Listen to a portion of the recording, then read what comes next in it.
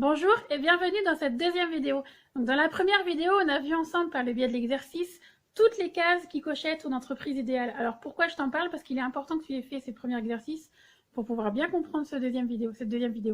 Donc aujourd'hui, on va parler des 5 emplois, des 5 catégories d'emplois qui existent. Donc la première, l'école bleue, deuxième, l'école blanc, troisième, les vendeurs, quatrième, les propriétaires d'entreprises traditionnelles, et j'insiste sur ce mot-là, et cinquième, les investisseurs. Donc l'école bleue, c'est quoi? C'est tout ce qui touche au monde ouvrier. Donc ce sont des personnes qui fabriquent, qui réparent, qui nettoient, alors je regarde ma liste pour rien oublier, qui entretiennent, qui construisent et qui servent quelqu'un ou un objet. Ok? Donc ça, c'est tout ce qui est dans le monde ouvrier. Donc toutes les personnes qui travaillent dans ce monde-là s'accordent à dire que le travail bien effectué, travailler quelque chose qui nous plaît, ça nous procure du plaisir. Donc ça, c'est super et c'est réel. Ok, c'est réel. Il y a notamment d'autres avantages à faire ça, par exemple de faire ses horaires, et quand on termine, ben, on n'entend plus parler de notre travail. On est chez soi et on a l'esprit complètement libre. Vous voyez, il y a plusieurs avantages, mais si on fait bien le compte de tout ce qui fait ce métier-là, cette catégorie de métier-là, est-ce que ça remplit les cases de votre entreprise idéale? Ben, tout simplement non. Non, c'est pas possible et on le voit bien en France, nous qui adorons faire des grèves. Regardez le nombre de grèves qui existent justement et le nombre de syndicats qui peuvent exister aussi à côté. Et souvent, la première revendication, c'est la même pour tout le monde dans ce monde-là, c'est l'argent. Ok, c'est l'argent, c'est d'être payé à sa juste valeur et d'être payé pour vivre et non plus survivre. Donc non, cette catégorie-là, tout simplement, ne peut pas correspondre à votre entreprise, alors à la liste qui coche toutes les cases de votre entreprise idéale. La deuxième catégorie, ce sont les cols blancs. Donc les cols blancs, ce sont plus les personnes qui, contrairement aux cols bleus, ne font pas un travail manuel. Ils travaillent plus dans les bureaux. Donc souvent, ce sont par exemple des secrétaires de direction qui s'occupent de tout ce qui est administratif ou voilà, tout ce qui touche à la direction d'une entreprise, par exemple. Donc ils travaillent au service d'une personne dans un bureau. Donc pour de nombreuses personnes, ce métier de col blanc, c'est la catégorie de métier la plus socialement acceptable. Pourquoi? Parce que c'est encore vu, et curieusement, c'est encore vu aujourd'hui comme un métier qui nous apporte la sécurité. Sauf qu'aujourd'hui, c'est faux. Aujourd'hui, c'est faux. Ce métier-là ne nous apporte plus forcément la sécurité. Moi-même, j'ai vécu cette situation-là par le biais d'une amie qui a gentiment été dégagée par son travail alors qu'elle était col blanc et qu'elle se croyait réellement en sécurité après avoir fait de longues années de bons et loyaux services. Justement, j'en viens à cette phrase-là. C'est ce qui est dit dans le livre GoPro, notamment le contrat implicite, je vais y arriver, qui indique que si vous êtes loyal envers votre entreprise sera loyale envers vous. Ça, aujourd'hui, c'est plus vrai. Vraiment, aujourd'hui, c'est plus vrai. On en a l'exemple tous les jours autour de nous. Ok? Donc, il y a deux styles de personnes qui font ce métier-là. Il y a les fonceurs et les frileux. Donc, les fonceurs, ça va être ceux qui ont plein d'idées, ceux qui aiment parler, ceux qui aiment se mettre en avant, ceux qui ont envie, et en tout bien tout honneur, à gravir les échelons de leur entreprise. Il y a ces personnes-là, mais qui souvent ont au-dessus quelqu'un qui va leur mettre des bâtons dans les roues parce qu'ils voient en eux une menace, quelqu'un qui pourrait prendre leur place. Donc la solution qu'ont ces personnes-là pour pouvoir se développer, c'est de devenir ce qu'on appelle un politicien. Donc la compétence de devenir politicien dans son travail en tant que fonceur dans le col blanc, c'est justement de pouvoir s'entendre avec un maximum de monde en ayant un minimum d'ennemis et en connaissant un maximum de monde bien placé pour pouvoir gravir les échelons sans avoir de bâton dans les roues. Ok? Donc ça, est-ce que c'est facile à faire de nos jours? Non, c'est pas évident parce que c'est très fatigant de se battre contre quelqu'un. La seconde chose, ce sont les frileux. Donc ça, ce sont les personnes qui vont plus baisser la tête, qui sont plus un peu timides, qui vont avoir des idées mais qui vont pas oser les dire.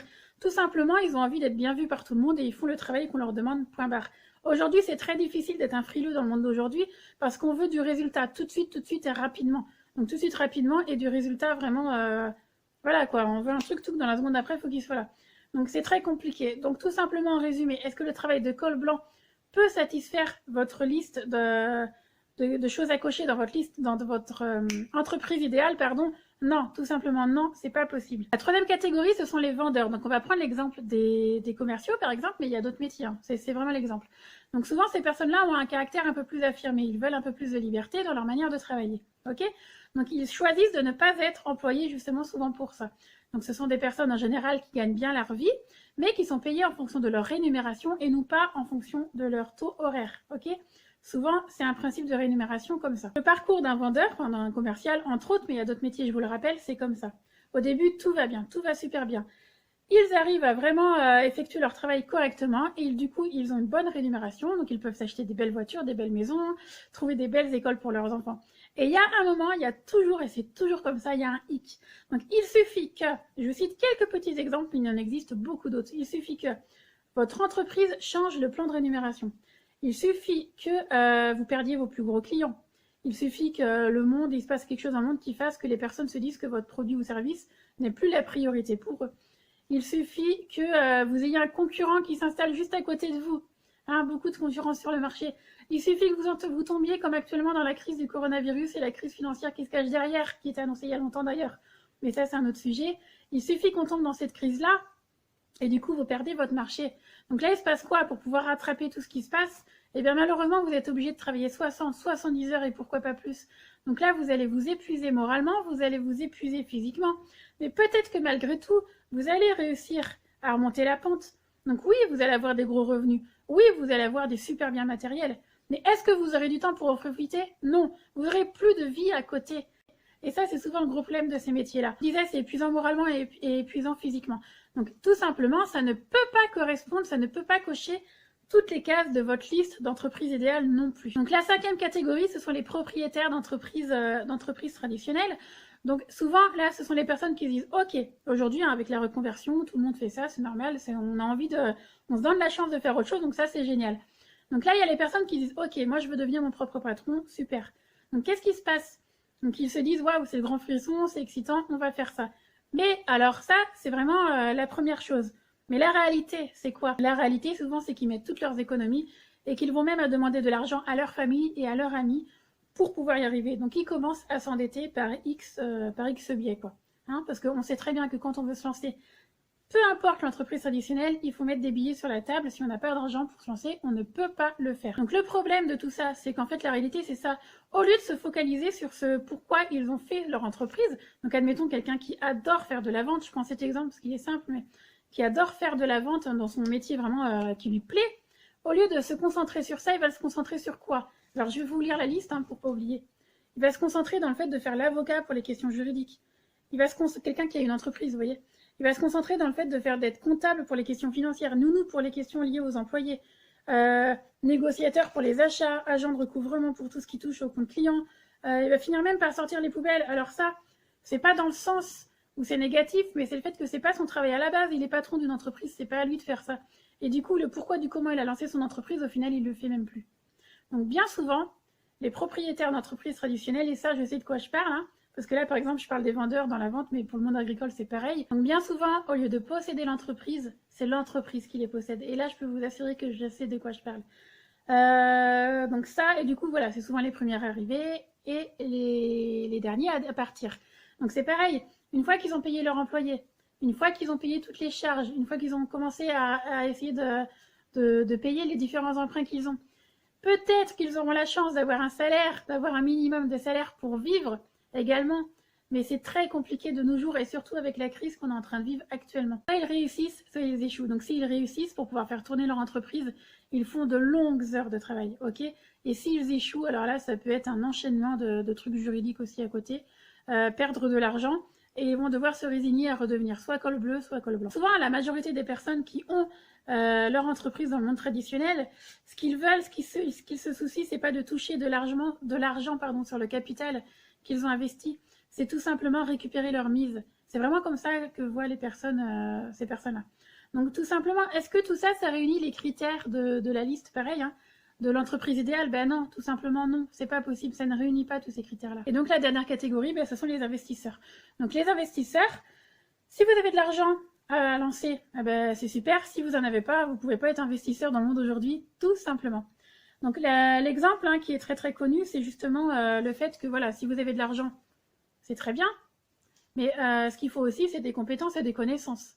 Sinon, ça va être compliqué. Savoir bien investir, savoir dans quoi investir et comment investir. Les investissements qui sont le plus connus actuellement, c'est vrai que, depuis longtemps, hein, c'est tout ce qui touche à l'immobilier. Donc le problème par rapport à ça, c'est que le monde de l'immobilier est complètement lié avec l'économie actuelle, ok? L'économie à côté. Donc là, l'économie actuelle fait ça, le monde de l'immobilier fait ça aussi. Donc là, c'est un monde qui est très compliqué aussi, donc beaucoup perdent de l'argent. Donc ce qu'il faut bien comprendre, c'est qu'en tant qu'investisseur, on ne peut pas tout contrôler, ok? On ne contrôle pas tous les aspects de notre métier, quoi, le métier d'investisseur. Ça, faut bien être conscient avant de se lancer. Donc est-ce que la carrière d'investisseur peut correspondre à l'entreprise idéale? Ben non, tout simplement non, parce qu'elle ne coche pas toutes les choses qui font que l'entreprise peut être idéale. Donc non. Donc tout simplement, ces 5 catégories de métiers-là ne correspondent pas à l'entreprise idéale. Mais alors tu vas me dire, mais est-ce que c'est possible? Oui, il existe un métier, et ça je le crie mais haut et fort, qui peut, à condition de le vouloir et de faire ce qu'il faut pour, qui peut vraiment cocher toutes les cases de ton entreprise idéale aujourd'hui, ok? Et donc pour connaître et comprendre une telle carrière, il faut comprendre qu'aujourd'hui le monde est en train de changer.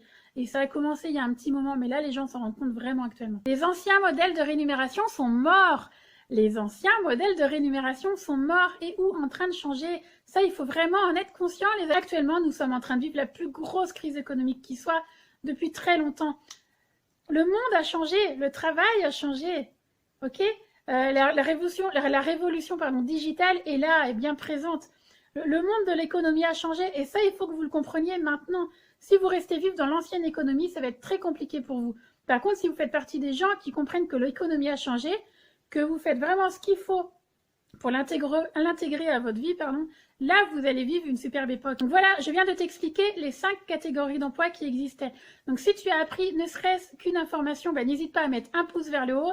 Pose-moi toutes tes questions dans les commentaires. Tu peux également me retrouver directement en message privé, sur WhatsApp, sur Messenger. Tu peux me suivre sur Facebook, Instagram. Pour l'instant, je ne développe pas trop, mais ça viendra. C'est surtout Facebook où tu peux me trouver, ok? Donc contacte-moi si tu as la moindre question. Et je te dis à tout de suite dans la vidéo numéro 3.